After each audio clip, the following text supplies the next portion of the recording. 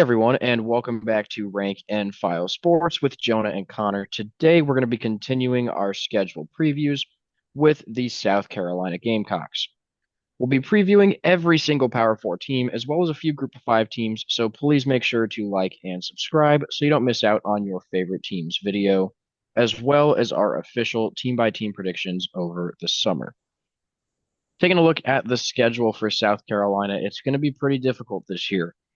A lot of games on here to look out for, but mostly they come in the second half of the season. You got a road trip to LSU, Alabama at home, a road trip to Ole Miss, road trip to Texas A&M, and then finishing out the season in rivalry week with Clemson. So looking at all those games, it's going to be tough for this South Carolina team to try and make the playoffs like they were so close to doing last season. And we're going to go ahead and give them a schedule difficulty of 8 out of 10. Yeah, and despite that difficulty for their schedule this year, we do think they are a very, very good team, a very talented team that can handle that pressure. But you'll hear more about our final predictions towards the end. Starting the season off with going to Virginia Tech.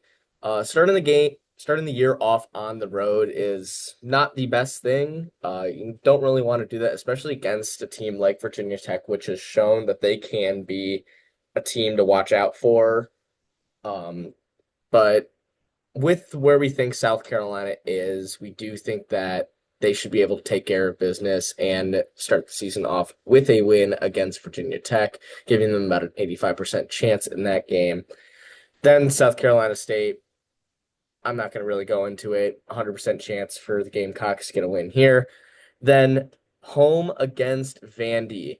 Vandy obviously returning Diego Pavia at quarterback.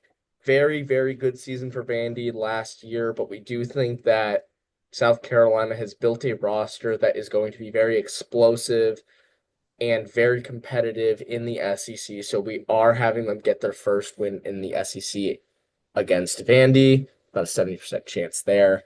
Then going to Missouri, Mizzou obviously losing Luther Burden at wide receiver, who was a big playmaker for them. We do think they are going to have a bit of a down year. We kind of saw it last year. They weren't exactly the team they finished the season as 2 years ago with getting that win against Ohio State in their bowl game. So we have this at about a 65% chance for South Carolina to get a win. With it being at Mizzou, it will be a little bit more difficult, but we do think South Carolina will come out on top in this one. And then at home against Kentucky. Kentucky is not a very strong team. We saw them put up a fight against Georgia last season at Kentucky, but with it being a home game for the Gamecocks, we do think that they will be able to take care of business here. Give them about an 85% chance to come out with a win going into their first bye week. After that, they're going to go on the road to LSU. This one should be a pretty tough game. Garrett Nussmeier, one of the favorites to win the Heisman Trophy next season, and playing in Death Valley. It's going to be really, really difficult. We have this as just a dead even split here, 50-50 shot. Obviously, South Carolina has a lot of talent coming back. So this should be a great, great game to watch. Next up is Oklahoma. This one's at home for the Gamecocks, and I think this is where they could pick up their third or fourth SEC win. Oklahoma not going to be a great team in comparison to South Carolina. I think they'll be all right, but Gamecocks are the better team, got the home field advantage, should take care of business. Next up, Alabama. This one was at Alabama last year, and South Carolina almost pulled off a huge upset.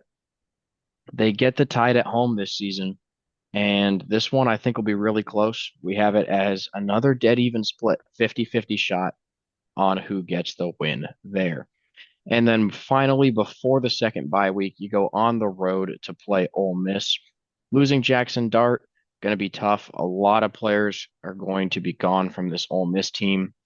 By this point in the season, we'll know a lot more about Ole Miss. For right now, I think they'll be okay, but they're definitely going to have a decent fall off. So we do think that South Carolina has the advantage in this game, even though they're on the road, about a 60% chance there. And coming out of that second bye week, they will be going on the road once again to face the Aggies of Texas A&M. Texas A&M is returning their one of their starting quarterbacks from last season. They should be a very competitive team in the SEC like they were last season. With it being at A&M, home of the 12th man, this is going to be a tough game for South Carolina, especially coming out of that bye week. Some teams come out flat going into big games. So we have this at about a 55% chance. We do think that South Carolina will be the more talented team, but it's just a matter of how that translates coming out of the bye week. Following that, game against Coastal Carolina. Similar to South Carolina State, not much to be said here. South Carolina is going to be the better team. Um, just an easy win, 100% chance for South Carolina in this one. And then to finish the season at home against Clemson. Clemson is a very, very good team. Obviously, returning Kate Klubnik at starting quarterback. Clemson did win this game last year, but that game was at Clemson. And now South Carolina has a very talented roster. They had a very talented roster last season, and now they've upped that even more. We actually have South Carolina favored in this game. Unlike the Alabama game where it was a 50-50 split, we think South Carolina will actually be able to have a slight advantage over Clemson in this game. So we give them about a 55% chance to get a win in this one. But it will be a very interesting game seeing Lenora Sellers and Cade Klubnik go at it once again. South Carolina did win that game last season. Oh, Just a quick clarification. They my did win at apologies. Clemson, My 17 to 14. apologies. You're all good. But uh, overall, just looking at the schedule, it's going to be really tough for South Carolina to make the playoffs. I know a lot of people are predicting that, but I'm not sure if they've really like done research and looked at the schedule. I'm not going to say it's impossible, but it's definitely going to be really tough. Just for me looking at this, it's really hard to see South Carolina getting past 10-2 at the max, but realistically, they're probably going to end up 9-3 in my opinion. Yeah, I agree with you. 9-3 is probably where they will end up. But if they were to go 10-2 or by any chance go 11-1, I think their resume to make the college football playoffs would be one of the best in the entire country, considering how difficult their schedule is. It's just a matter if they can win those big games because they have so many at LSU, the rivalry game against Clemson, the home game against Alabama, even just some of the other SEC games. You never know what happens. The SEC, as we saw last season, is a very deep conference, unlike what we've seen in past seasons where it's run by the Georgias and the Alabamas. So it'll be very interesting to see how South Carolina can do this season, but I do think that 9-3 is where they will sit. Looking at their 2024 record, the Gamecocks did go 9-4, 9-3 in the regular season, and then a loss to Illinois in their bowl game.